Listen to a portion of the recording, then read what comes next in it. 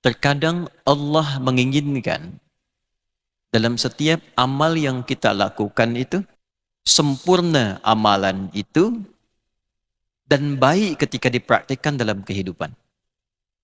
Sehingga diantaranya dibiarkanlah kita dalam amalan-amalan itu dan diuji dengan respon orang-orang sekitaran kita. Kita ambil terapan ayat ini misal. Tuan Menteri Besar membuat satu putusan di Selangor nih. Keputusan yang baik.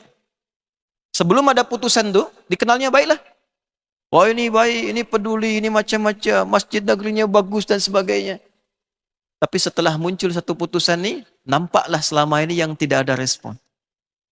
Oh ternyata yang ini tak setuju, yang ini mencibir, yang ini ternyata nampaknya responnya A, responnya B, responnya C. Nah terkadang Allah kirimkan kepada kita satu kondisi, yang dengan kondisi ini kita bisa melihat sekitaran kita untuk mengetahui bagaimana keadaan lingkungan sekitar kita ini. Ya, jadi kalau dalam hidup kita mendapatkan ujian-ujian setelah kita konsisten beramal soleh, bukan dalam arti Allah meninggalkan kita, tak suka dengan kita, bukan. Tapi supaya melihat, satu, bagaimana kesungguhan kita meneruskan ibadah kita. Yang kedua, untuk menampakkan siapa orang-orang sekitaran kita yang selama ini tak nampak tabiat aslinya. Seperti halnya Nabi SAW, kan dakwahnya belum dimulai. Nabi baru praktekkan untuk pribadinya, solat untuk sendirinya, orang dengar sekitarannya. Saat dakwah akan dimulai, ditampakkanlah oleh Allah mitigasi. Ya Muhammad, seperti ini lingkunganmu. Ini yang tak suka denganmu. Ini yang mencacimu. Ini orang yang senang denganmu. Ini yang baik padamu. Dari sini, buatlah planning bagaimana menyikapi semua itu ketika engkau memulai dakwahmu. Jadi di sini sebelum memulai sesuatu, Anda mau berangkat kerja, mitigasikan. Kemana jalannya, mana yang baiknya, mana macetnya, bagaimana tempatnya. Sebelum memulai belajar, nih tengok pelajar-pelajar kita di pondok, di university. Ya, jangan langsung datang. Mitigasi dulu. Anda mau belajar di mana? Apa yang didapatkan di situ? Berapa subjeknya? Siapa pengajarnya? Siapa dosennya? Dari situ kita siapkan sebelum datang ke tempatnya. Itulah spirit pertama saat turunnya surah Ad-Duha. Hikmahnya demikian. Dijawablah oleh Allah dengan turun surah ke-11. Berisi 40 kalimat. 40 kata. 102 huruf. Urutan surah ke-11 berisi 40 kalimat kata, kalau kita sekarang cakap 102 huruf. Simak baik-baik.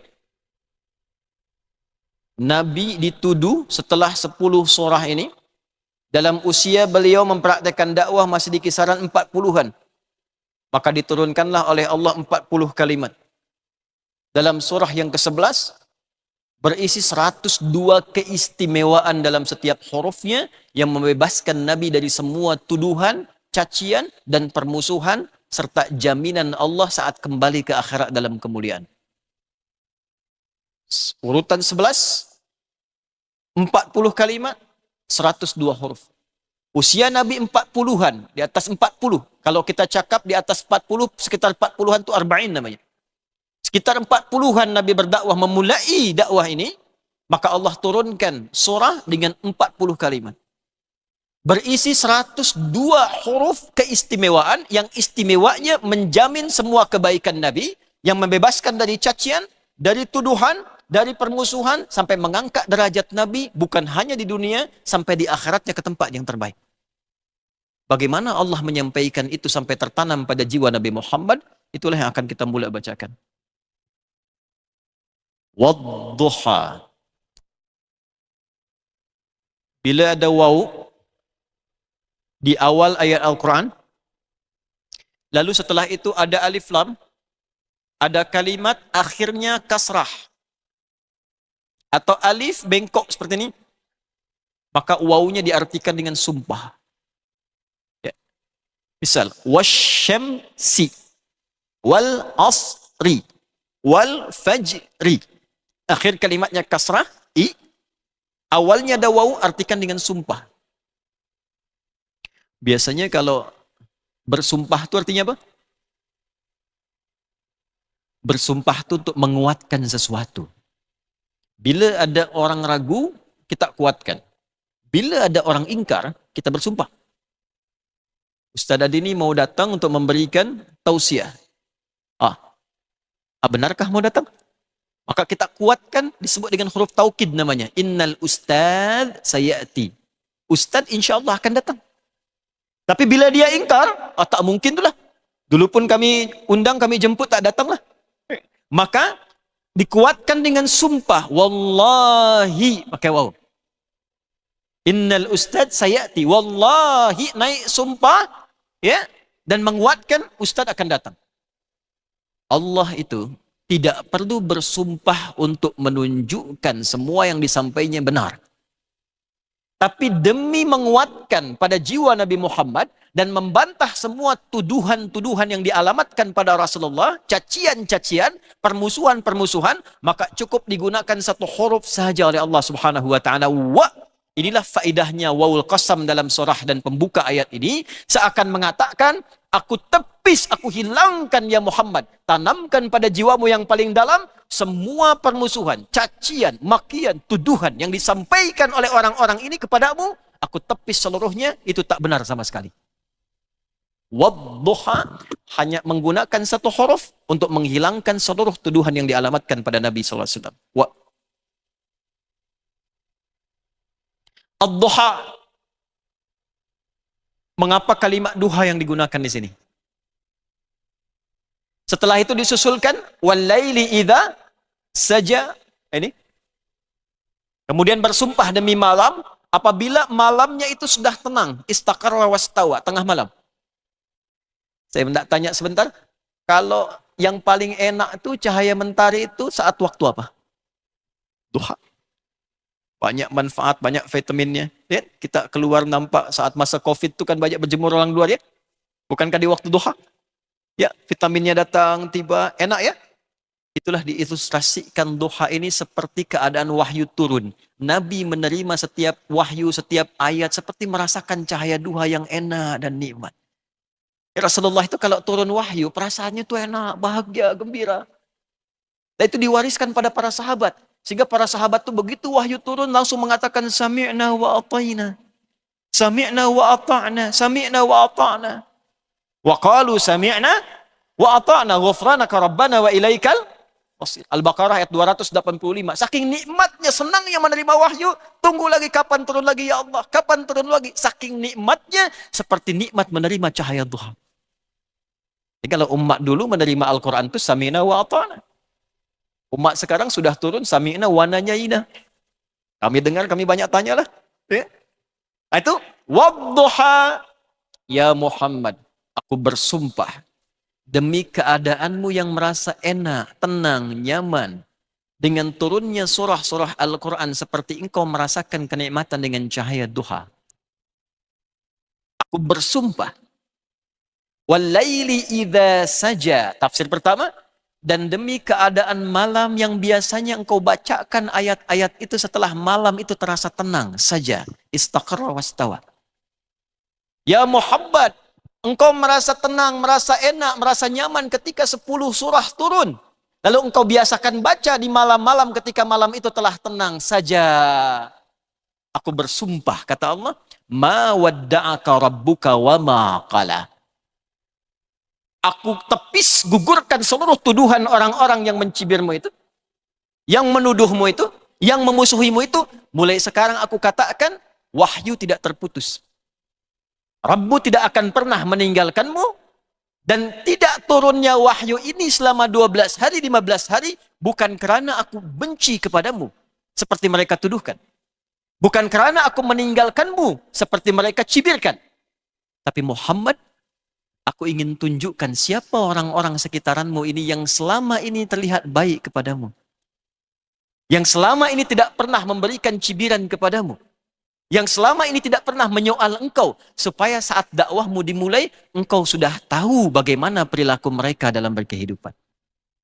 Sampai di sini bisa dipahami? Satu. Ini tafsir pertama. Tafsir kedua. Wadduha. Wal-laili idza saja. Ma wadda'aka rabbuka wa ma qala. Ya Muhammad, aku bersumpah. Ya Allah yang bersumpah lah. Tanamkan pada jiwamu yang paling dalam. Demi semua keadaan suka yang engkau dapati selama hidupmu. Terkhusus saat engkau menerima wahyu-wahyu itu seperti engkau merasakan cahaya duha. Wal-laili idza saja. Tafsir kedua, ataupun dalam keadaan engkau sulit, dalam keadaan engkau berduka, bersedih, seperti gelapnya malam. Ada orang kalau sedang penat, susahnya kan seperti keadaan gelap, seperti malam hari, sulit mencari sesuatu ya. Mohon maaf, kalau Anda situasi malam, tak ada cahaya, tak ada pelita sedikit pun, mudah atau sulit? Sulit. Ada orang-orang, mohon maaf sekali, bukan waktunya malam, ada banyak cahaya, tapi dia mendapatkan banyak persoalan. Ada persoalan di kantornya, ada persoalan di rumah tangganya. Serasa seperti gelapnya malam, dia jalan pun dia bimbang seperti ini. Maka turunlah ayat itu. Wal-laili idza saja. Ya Muhammad, baik engkau dalam keadaan suka seperti mendapati cahaya duha, wal-laili idza saja, ataupun engkau merasakan kesulitan seperti dalam gelapnya malam, ma wadda'aka rabbuka wa ma qala. Tanamkan pada hatimu yang paling dalam, aku akan membersamaimu dalam suka dan duka, dan tidak pernah aku tinggalkan kau sikit pun dalam kehidupan. Jelas? Tafsir 3. Satu, sudah kebiasaan Nabi. Dua, dalam konteks kehidupan. Tiga, ini kaitan dengan kita. Apakah ayat ini, surat ini turun hanya untuk Nabi?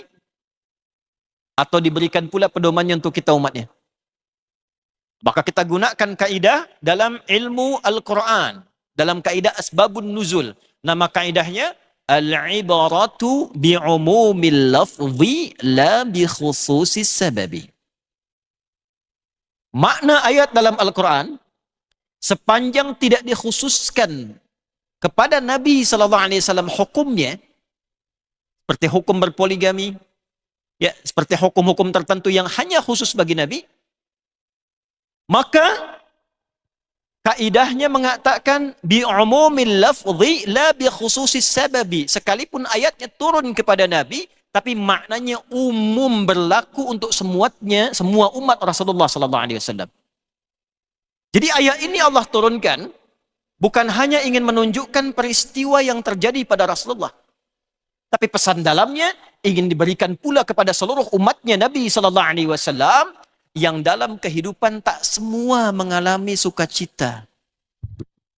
Boleh jadi di antara kita yang datang pun saatnya ada yang membawa problem, ada masalah.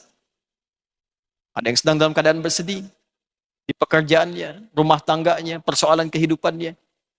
Bila dalam satu etapa kehidupan kita merasakan kehidupan yang kita rasakan tidak nyaman, membuat kita gelisah, maka kata ulama mengatakan, ulama cakap, ambil mushaf, berwudu, bukalah surah Ad-Duha. Rasakanlah ayat itu diturunkan untuk kita. Maka mulailah dengan membaca Wad-Duha. Rasakan untuk kita. Hei Adi Hidayat, aku bersumpah, demi semua rasa suka kebahagiaan yang kau pernah rasakan selama hidupmu. Wal-laili idza saja. Ataupun kesulitan yang engkau tengah alami sekarang ini, serasa engkau berada dalam kegelapan malam yang sulit, yang penat, pelik. Ma wadda'aka rabbuka wa ma qala. Yakinkan pada jiwamu yang paling dalam, aku akan selalu membersamaimu dan memberikan jalan keluar untuk persoalan yang senang menghadapi saat ini. Jadi kalau tuan-puan sedang punya persoalan dalam kehidupan, salah satu faidah surat Ad-Duha ini digabungkan dengan surah Al-Insyirah, bacakan ayat itu, tanamkan pada diri kita, Allah tidak akan pernah meninggalkan kita untuk memberikan solusi dalam kehidupan. Itulah sebabnya kenapa turunnya satu paket dengan Al-Insyirah. Jadi Ad-Duha motivasinya, motivation. Yang ini ikhtiarnya, Al-Insyirah jalan untuk mendapatkan solusinya, solution. Sehingga ketika Ad-Duha ini selesai, Allah kemudian tanya balik dari kita, alam nashrah laka sadrak? Bukankah sudah aku buat hatimu itu lapang?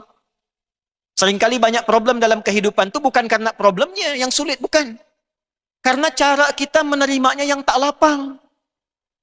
Maka Allah balik pertanyaan pada diri kita, hei fulan, hei fulana, hei tuan, hei puan, aku sudah cipta, sudah buat hatimu lapang. Kenapa engkau sempitkan?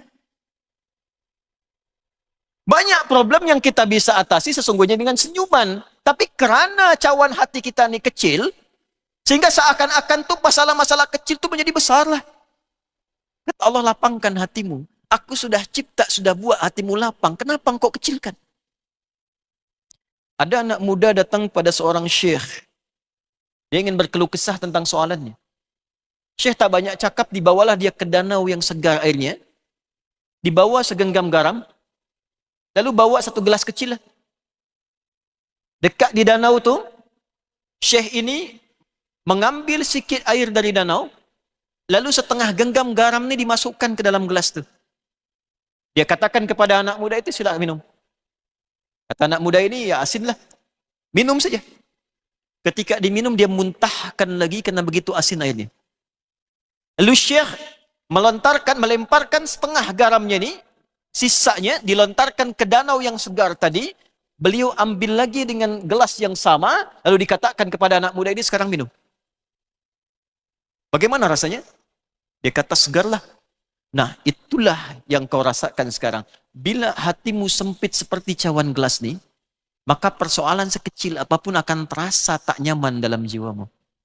Tapi bila engkau lapangkan hatimu seluas danau ni, persoalan sebesar apapun akan terasa ringan dan kecil dalam jiwamu. Alam nashrah laka sadrak wa wada'na anka wizrak alladhi anqadha dhahrak. Betapa banyak persoalan-persoalan dalam hidupmu yang dulu aku telah selesaikan, kata Allah. Sekarang kenapa dengan satu soalan ini engkau menjadi penat? Tuan puan yang hidup sekarang ni, berpuluh-puluh tahun hidup, apakah tak pernah punya masalah di masa lampau? Ribuan masalah. Dari mulai kita kecil, remaja sampai sekarang, beratus ribu persoalan telah kita hadapi dalam kehidupan. Dan Allah telah selesaikan semua itu. Mengapa dengan satu soalan saja kemudian menatap seakan-akan dunia ini hilang?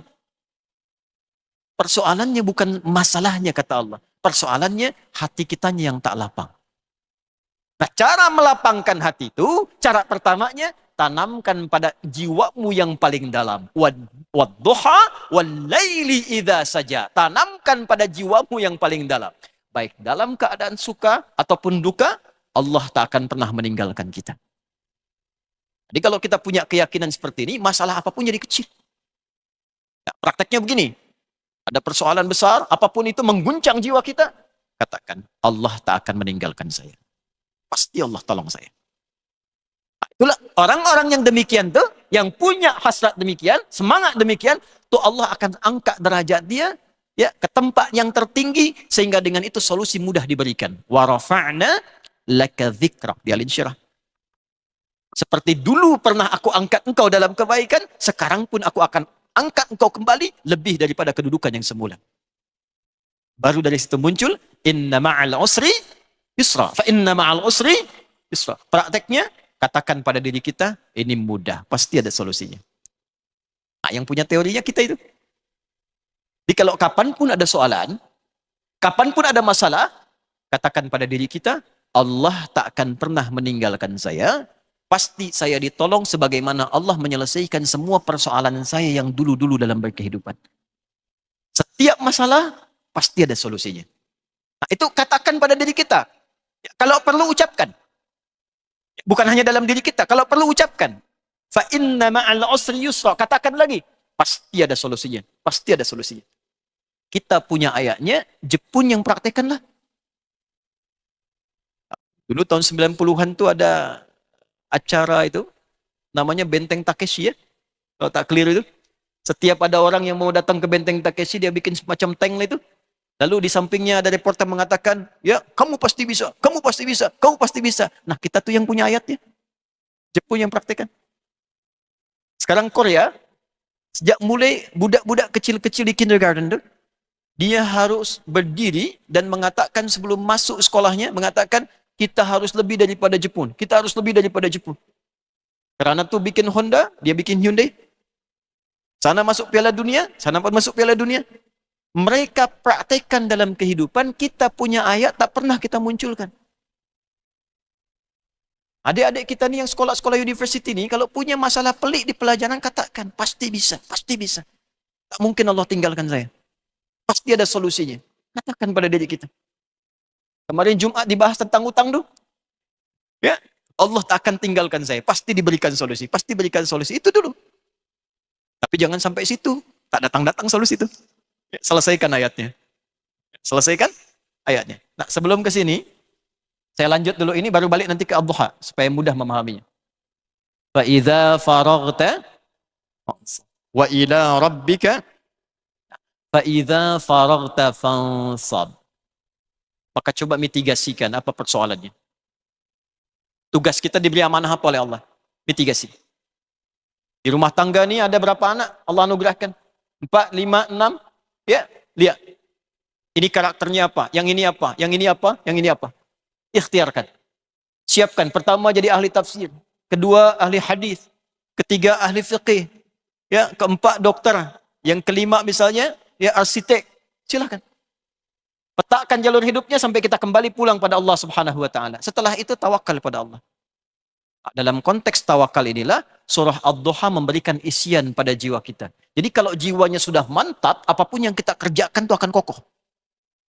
Di semua apa yang kita rasakan, buat motivasi pada diri, siapkan rencana intelektual untuk menyelesaikannya.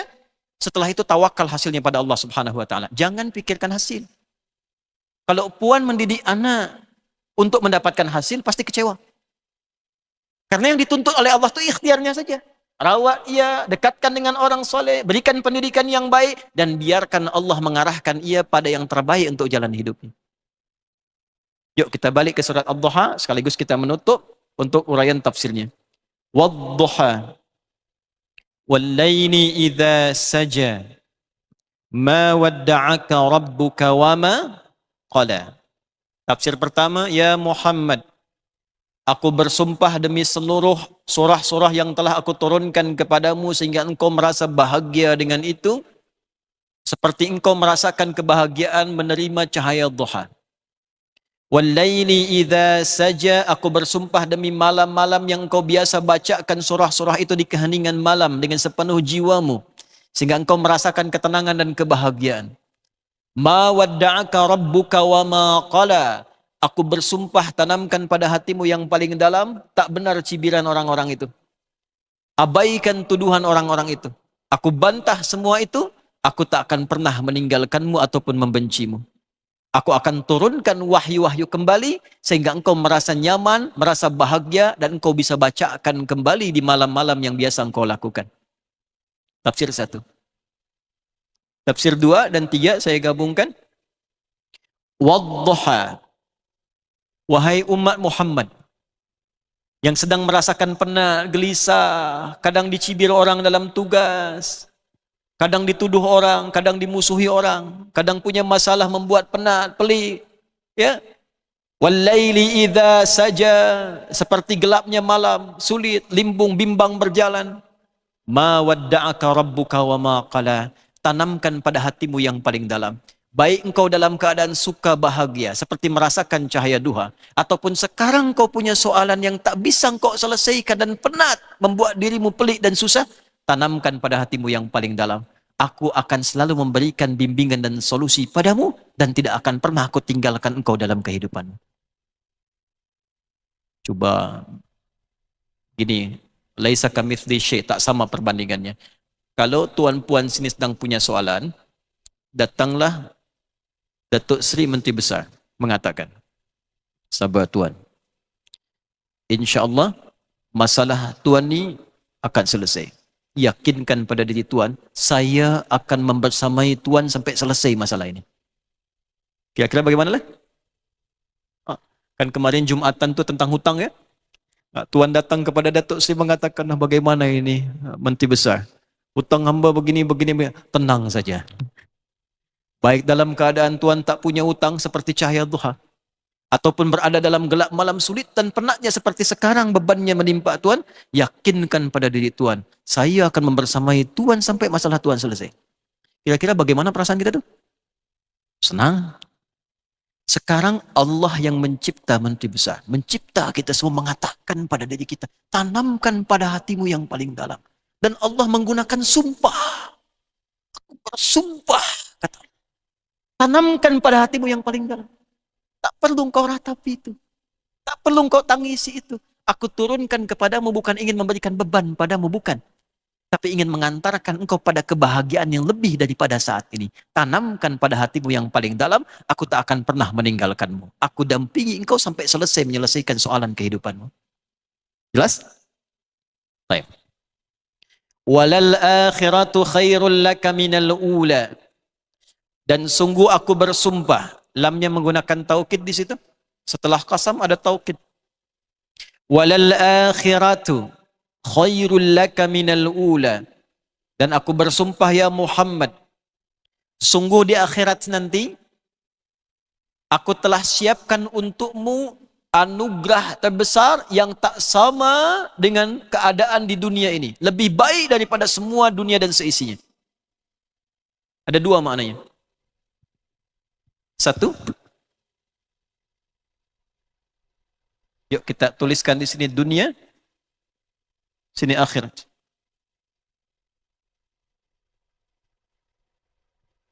Ya. Dunia ini sifatnya. Tempat yang kita pijaknya disebut dengan ard. Kita tempat berpijak sekarang di Selangor, nah ini disebut dengan ard. Sifatnya disebut dengan dunia. Dari kata dana, yadnu, dunuwan, wa dunyaan. Sesuatu yang cepat, dekat, rusak, hina. Itu dunia. Karena itu sifat dunia, sifat bumi ini, sifatnya dunia, cepat sangatlah. Rasanya baru kemarin festival ya. Tapi sekarang ternyata sudah mau usai. Besok selesai. Rasanya baru kemarin lah hadir di masjid ini. Festival. Rasanya baru kemarin kita jumpa. Ternyata kawan sudah punya cucu 5. Itu dunia. Kemudian sifat yang kedua, maaf, fana, rusak. Rusak, hina, hilang. Ini ada gelas nih, sekalipun tuan-puan bersihkan, sampai bersih mengkilap nih, didiamkan lama, rusak. Baju bagus, handphone bagus, ya, simpan lama, rusak. Itulah dunia. Tak ada yang abadi. Semua fana, hilang, selesai.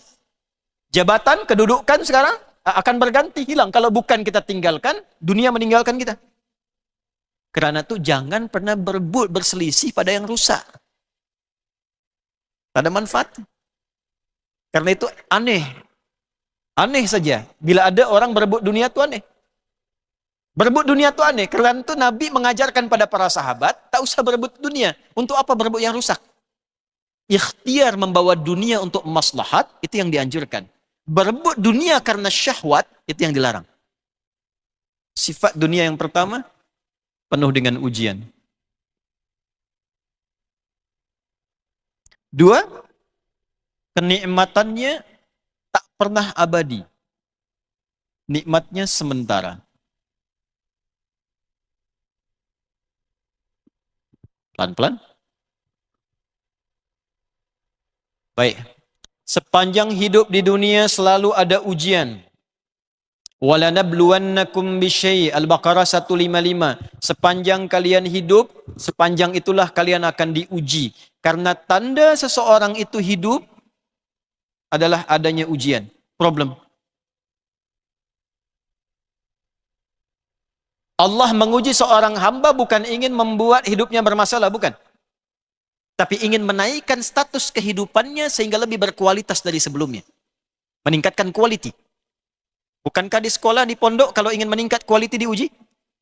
Ya sama dalam hidup pun kita kalau ingin mendapatkan kenikmatan lebih, pasti diuji.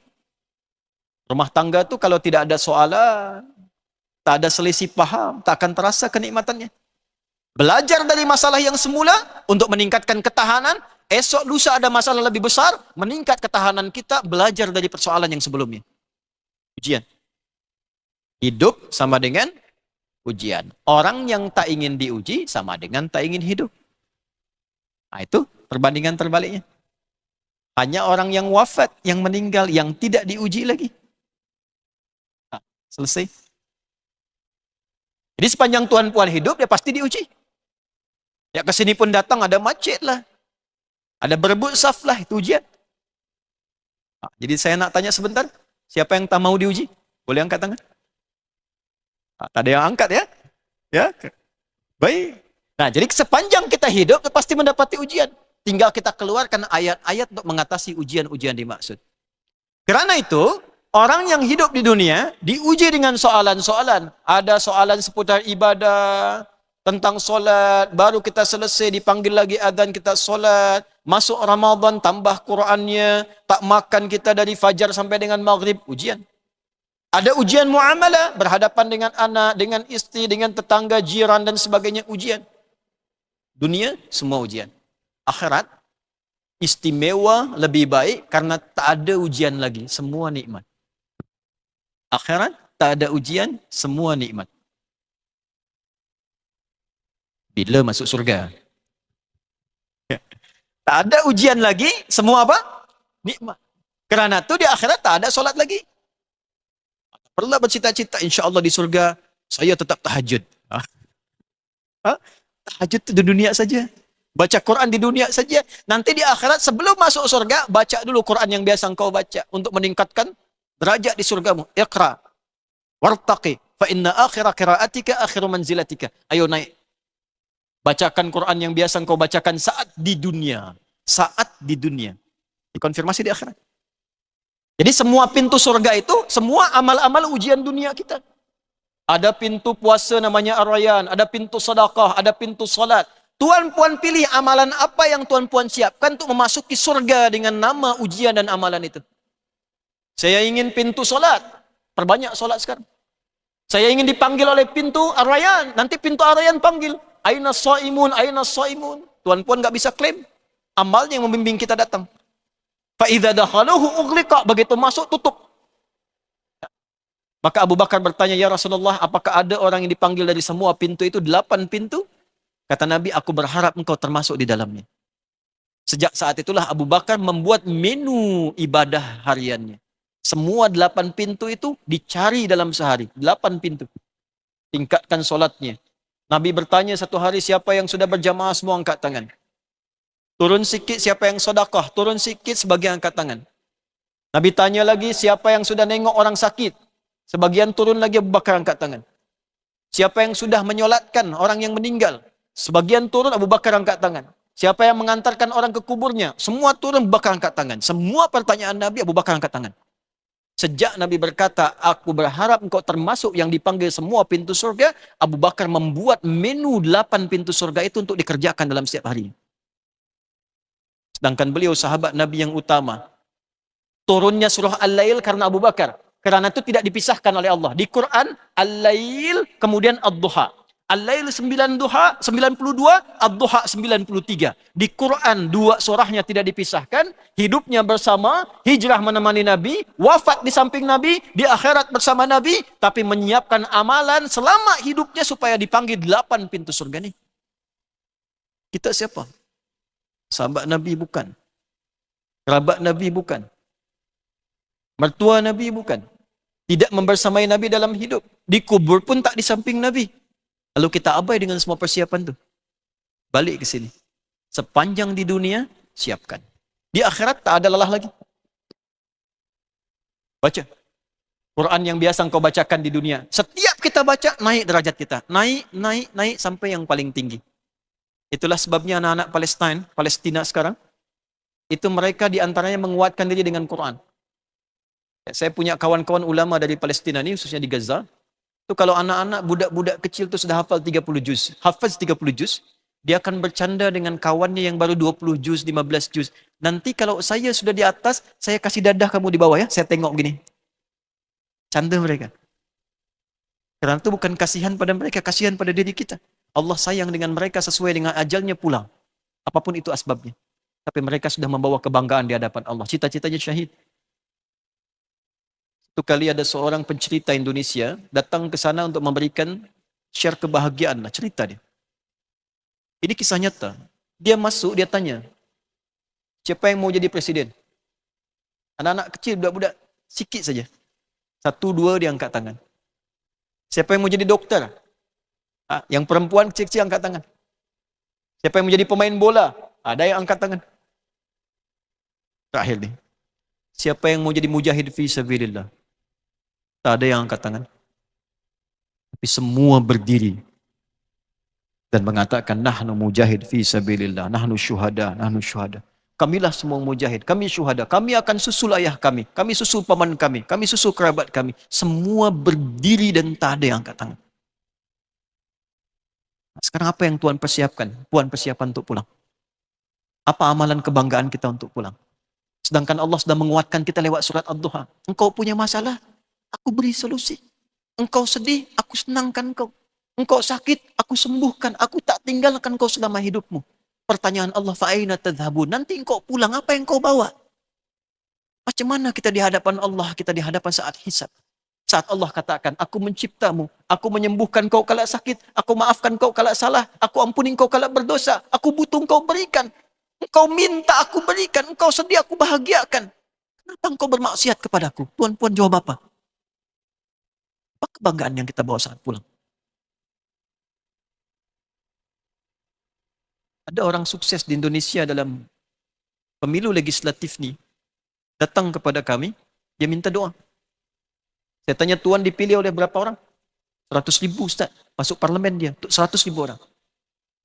Dia senang, dia bahagia. Lalu saya balikan kata-kata saya katakan, berarti Tuhan bertanggung jawab dengan 100.000 orang itu saat dihisab di hadapan Allah. Barulah dia berubah sikit duduknya. Tuhan ditanya oleh Allah, setiap orang yang mengeluh karena perwakilan Tuhan, Tuhan ditanya oleh Allah. Barulah sedikit menundukkan diri, baru sedikit belajar, barulah diberikan ayat-ayat yang sesuai dengan profesinya. Apa kebanggaan kita di hadapan Allah saat pulang? Tuhan mau siapkan apa? Bagaimana saat ditanya tentang anaknya? Aku titipkan dia kepadamu bukan kepada ayah yang lain untuk engkau rawat. Kenapa engkau tidak pelihara pakaiannya? Kenapa engkau berikan pada dia apa yang tidak aku sukai? Apa yang Tuhan jawab? Mengaji itu seperti itu. Bawa suasananya pada diri kita. Tapi kalau kita jaga ini, kita siapkan diri kita, seperti Nabi pernah disampaikan oleh Allah, walal akhiratu khairul laka minal ula. Sabar, sejenak sabar. Sabar kalau dicibir. Sabar kalau dimaki karena kita berubah jadi lebih baik. Tak apa, itu ujian. Ini rumus ya, rumus. Kalau kita nak berubah jadi lebih baik, lalu ada orang mencibir kita, jangan dilihat sebagai cibiran. Misal, nama Tuan Ahmad. Tiba-tiba biasa kumpul-kumpul di tempat yang tak baik, sekarang datangnya ke masjid. Di negeri ini, solat ikut halaqah. Lantas orang yang tadinya jumpa dengan Tuan dan kumpul-kumpul, dia tanya pada Tuan dengan cibiran. Soleh. Dah soleh rupanya sekarang ni. Itu bukan cibiran. Ulama katakan, itu pengakuan dari Allah dititipkan pada orang tadi untuk mengatakan dan menguatkan Anda sudah berubah menjadi lebih baik. Nah, karena itu kalau ada orang mencibir pada satu kebaikan, tak usahlah kemudian kita risau dengan itu. Ya. Bila manusia tak lepas dari cibiran, bila Anda orang baik, Anda akan dicibir oleh yang tak baik. Kata Imam Syafi'i. Bila Anda orang yang tak baik, Anda dicibir oleh orang baik. Jadi kalau Anda tak baik, dicibir oleh orang baik, itu hidayah Allah dititipkan pada orang baik supaya membuat Anda berubah. Tapi bila Anda baik, dicibir oleh orang yang tak baik, itu pengakuan dari Allah bahwa Anda telah berubah jadi orang yang baik. Itulah Quran mengajarkan demikian. Tapi bersabar. Salamun alaikum bima sabartum. Kata malaikat, menyambut orang yang masuk surga, selamat karena Anda telah sabar saat di dunia. Sabar. Nih. Akhirat, tak ada lagi. Semua nikmat. Walal akhiratu khairul laka minal ula. Sabar festival dia. 40 hadis, 42 hadis sabar. Ikut kajian sabar, tahan lapar sabar. Akhirat tak ada lagi kajian nih. Kita jumpa semua dengan bahagia. Dua, saya agak cepat. Nikmat dunia sementara. Karena itu sekalipun dapat, sifatnya disebut dengan tamam. Akhirat disebut dengan kamal. Sebagaimana din disebut dengan kamal. Dalilnya Quran surah kelima ayat ketiga. Al-yawma akmaltu lakum dinakum wa atmamtu alaikum ni'mati. Apa beza tamam dengan kamal? Tamam dengan kamal, apa bezanya? Tamam tu kesempurnaan yang selalu diharapkan bertambah. Jadi kalau nikmat disebut dengan tamam, artinya saat diberi itu bahagia kita, tapi kita masih berharap lebih. Tambah lagi, tambah lagi. Contoh, umrah haji Itu nikmat. Bahagia kita saat dapat panggilan haji. Bahagia kita saat tunaikan umrah. Tapi dalam Al-Quran dibuka dengan kalimat tamam. Al-Baqarah 196. Wa atimmul hajja wal umrata lillah. Sempurnakanlah haji itu dan umrah itu karena Allah. Mengapa menggunakan kata tamam? Selain menyempurnakan rukun, haji itu nikmat yang membuat kita bahagia. Tapi kalau sudah pernah sekali haji, rasanya pengen lagi. Sudah pernah umrah, bulan depan pengen umrah lagi. Nikmat dunia begitu. Tuan dapat sepeda hari ini, besok pengen apa? Motorcycle. Dapat motorcycle, besoknya pengen apa? Mobil. Kereta. Dapat kereta, besok pengen apa? Pesawat. Tempat parkir garasinya tak ada. Ya, semua dunia tuh begitu. Kenapa? Karena setiap dapat sesuatu, ingin lebih, ingin lebih. Di akhirat, bezanya Allah berikan sampai kita merasakan puas ya Allah, puas ya Allah. Wala saufa yu'tika rabbuka fatarda. Nikmatnya sempurna sampai kita merasa tak mampu minta lebih lagi. Bahkan ada orang yang masuk neraka, tapi masih ada iman dalam dirinya karena banyak maksiat, cuci dulu di neraka maksiatnya, ini di Al-Bukhari. Setelah dia gosong, hitam habis, dimasukkan ke surga, saking nikmatnya surga, baru masuk dia sudah lupa dengan semua yang terjadi di neraka. Sudah lupa, saking nikmatnya, ridha dengan itu, baru masuk. Belum dapat apa-apa, baru masuk. Nabi Muhammad beza sendiri, di tafsirnya dikatakan, beliau akan menerima dengan kalimat, wala saufa yu'tika rabbuka fatarda, 1000 istana dari permata, lu'lu'. 1000 istana dari permata yang semua tanahnya terbuat dari minyak wangi misk, parfum misk yang paling wangi aroma surga. Tanahnya saja. Jadi pijakan istana Nabi itu, pijakan istana Rasulullah dibuatkan 1000, pijakannya saja itu dibuat dari parfum misk, parfum yang paling wangi dalam aroma surga. Jadi baru masuk itu sudah terasa kenikmatannya. Ya Muhammad, engkau berjuang sekarang, engkau dicaci, engkau dimaki, engkau dituduh, engkau dihina. Semua penat ini akan hilang saat kau kembali kepadaku. Aku siapkan kepadamu 1000 istana dari permata. Yang saat engkau memasukinya, tanahnya saja sudah tercium bau harum seperti aroma misk. Itu. Ya, penatmu hilang. Ini maksudnya apa? Sabar kalau ada masalah di dunia. Besok lusa kita meninggal, selesai semua. Nah, karena itu jangan takut untuk meninggal. Siapa yang mau masuk surga? Hah? Boleh angkat tangan masuk surga? Siapa? Masya Allah. Nah, pintu surga itu kematian. Siapa yang mau meninggal? Karena nanti ada penyakit wahan, orang tak siap mati karena tak punya bekal. Hubbud dunya wa karahiyatul maut. Nanti ada eranya orang terlalu lekat dengan dunia. Semua bersaing demi dunia sehingga lupa dengan akhirat. Takutlah mati. Takut kalau besok meninggal dunianya hilang. Takut kalau meninggal jabatan hilang. Takut kalau meninggal harta hilang. Dia lupa kalau apa yang dia pijak itu sifatnya dunia. Fana, rusak, hilang. Maka Allah sampaikan, siapkan dirimu untuk kematian. Ini maksudnya. Kalaupun ada masalah-masalah sekarang, besok hilang, penat hilang, kembali pada Allah. Siapkan dirimu untuk pulang. Wala saufa yu'tika rabbuka fatarda. Saat pulang nanti, Allah siapkan beragam nikmat yang kita akan merasa puas di dalamnya.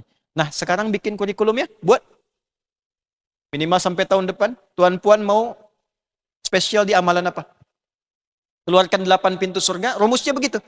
Ya, Quran surah 59 ayat 18. Ya ayyuhalladzina amanu taqullaha wal tanzur nafsum ma qaddamat lighad. Ghad di sana akhirat. Maksudnya begini, kadang orang banyak cita-cita buat tuh nanti besar mau jadi apa? Di Islam tak. Cita-citanya dibuat 3 alam. Dunia, alam kubur, akhirat. Karena itu Yahya yang kemarin kita bahas, 3 diberikan. Ayat 15. Wassalamun alaihi yawma wulida. Surat Maryam ayat 15. Wa yawma yamutu. Wa yawma yub'athu. Hayya. Allah tak suka ada orang Islam dunianya baik, tapi di kuburnya terancam. Yang Allah inginkan, dunia selamat, kubur selamat, akhirat berjaya kita. Maka kata Allah, buat kurikulum, dibuatnya dari akhirat dulu. Surga yang tertinggi. Mau masuk surga mana? Yuk cita-cita dari sekarang. Semua sahabat zaman Nabi itu sudah punya pilihan. Dia buat pertama tuh kurikulum akhirat, tarik ke dunia. Bukan buat dunia ke akhirat. akhiratnya dulu. Misal, ini saya ingin masuk surga Firdaus. Kita punya 10 menit lagi ya. Fokus baik-baik. Kalau nak buat cita-cita akhirat, buat yang paling tinggi. Sehingga effort amal kita tuh maksimal. Kalaupun tak sampai, nyangkutnya jelas. Masih di surga. Ya. Kalau Tuhan buat yang paling rendah, ini kan ada pintu 1 sampai 8, 8 tertinggi Firdaus.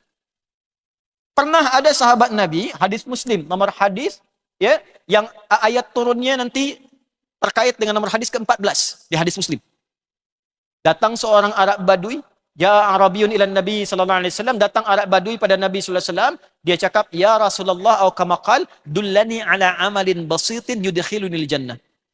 Ya Rasulullah, tolong tunjukkan padaku amalan yang ringan-ringan saja yang terpenting bisa mengantarkan aku ke surga. Sikit saja, yang penting masuk surga. Pintar orang nih. Modal kecil, keuntungan pengen besar. Amalan tak usah banyak-banyak, yang penting ke surga ya Nabi. Kata Nabi SAW, "Oh kamakala, cukupkan dengan salat fardu. Kalau kau mau tambah, tambah dengan tatawu. Sunnah. Kalau kau punya harta, cukupkan dengan zakat. Kalau nak tambah, silakan infak." Apa cakap orang ni? Ya Rasulullah, saya mau jaga yang fardu saja. Saya tak kerjakan yang sunnah. Tapi saya jaga diri saya dari maksiat. Fantalaqa, orang ini pergi, Nabi komen. Kalau Nabi sudah komen, tuan-puan cukup like and subscribe saja. Tak perlu komen lagi. Maka kata Nabi, aflaha in sadaqa, au dakhalal jannata in sadaqa. Kalau dia benar, konsisten dengan amalan itu, maka dia akan masuk surga. Tapi Nabi tak rinci surga yang mana. Yang penting kata dia kan ke surga. Maka dia masuk surga. Tapi tuan-puan mesti lihat hadis ini dengan teliti. Karena orang ini tinggalnya di padang pasir lah. Badawi. Di padang Sahara yang luas. Padang Sahara ini maksiat apa yang dilakukan? Sinyal tak ada. Lihat YouTube tak nampak. Maksiat tak lihat. Tak ada billboard-billboard yang dengan maksiat yang terlihat unta. Kadal gurun. Jadi pantaslah kalau dia pun tak tahu karena dia mau tahajud, badai datang. Dia hanya jaga amalan fardu dia, yang penting dia ke surga karena dia sudah paham tentang dirinya. Maksiat saya jaga karena di padang pasir Sahara tak ada maksiat. Tapi saya kerjakan yang fardu karena yang tak tahu sunnah sulit saya kerjakan. Tuan-puan mau ikut dia, susah.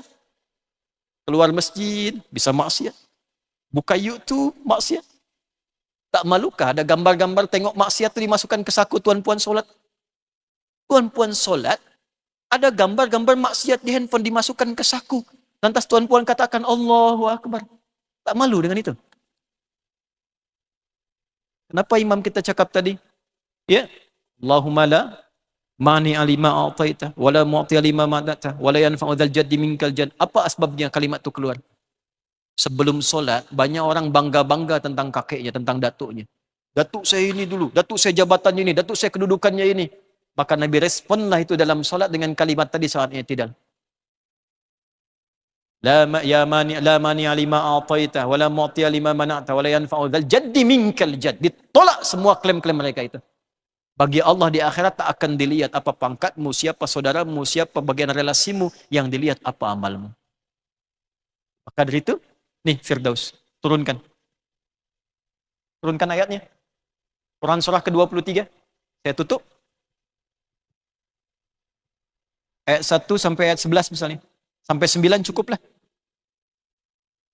Ini ayat tentang penghuni surga Firdaus yang sedang berpetualang di bumi.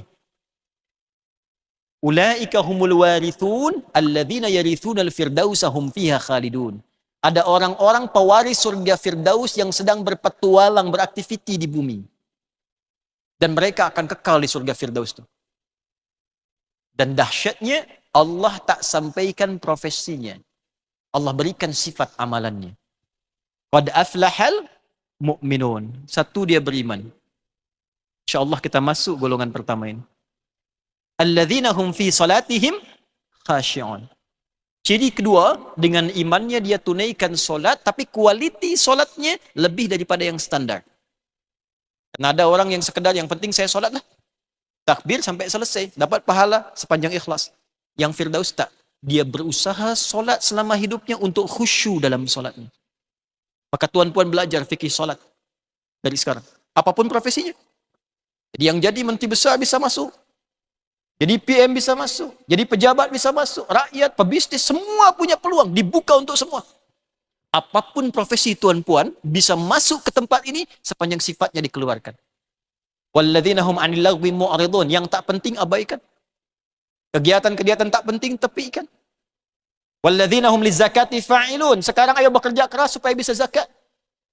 Artinya kalau bisa zakat ada harta.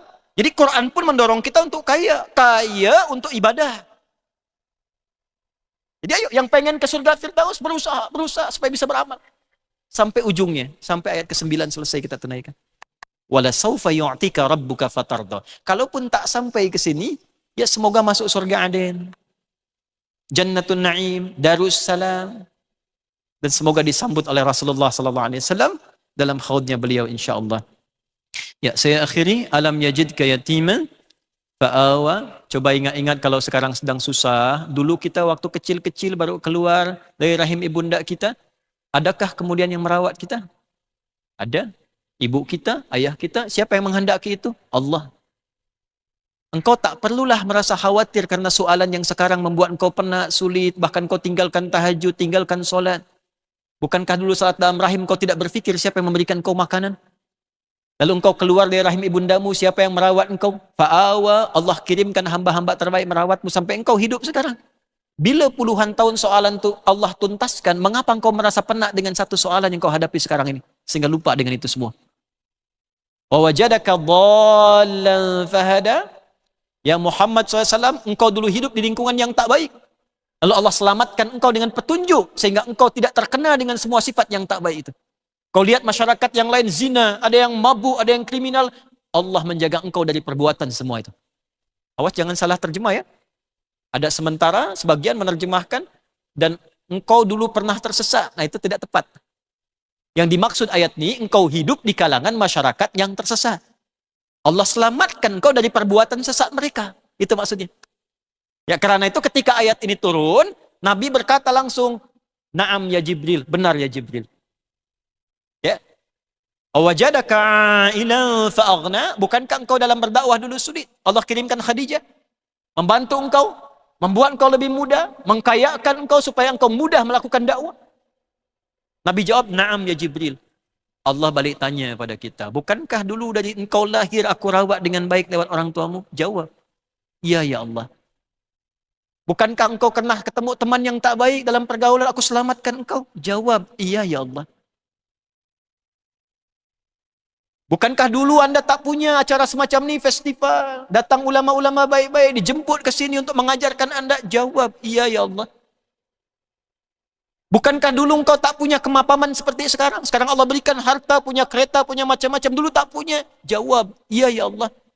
Allah tanya balik, bila Allah telah berikan semua itu, kenapa engkau merasa penat dengan satu masalah sekarang? Sehingga lupa dengan aku.